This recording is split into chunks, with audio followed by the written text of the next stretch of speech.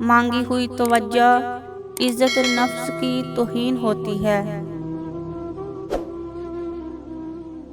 मनपसंद शख्स का फ्री होके किसी और से बात करना खून की गर्दिश को तेज भी कर देता है और कम भी।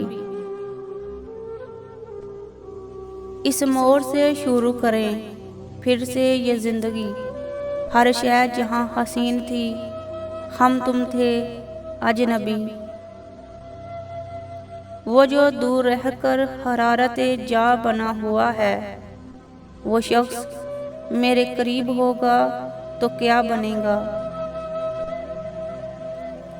मर तो एक दिन जाना ही है, तुम मिल जाओ तो थोड़ा जी लेंगे।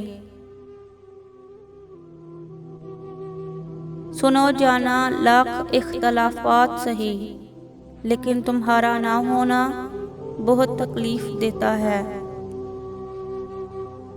कुछ लोगों के पास हमारे जज्बात की कुंजियां होती हैं, वो जब चाहें हमें उदास कर दें, जब चाहे हंसा लें।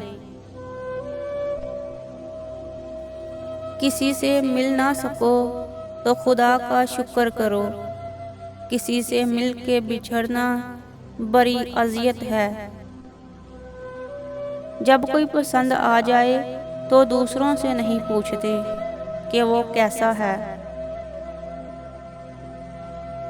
मोहब्बत पाँव की एड़ी में गिरे कांच के इस नन्हे से जरे की मानिंद है, जो दिखाई ना भी दे तो भी इसकी चुभन सुकून छीन लेती है।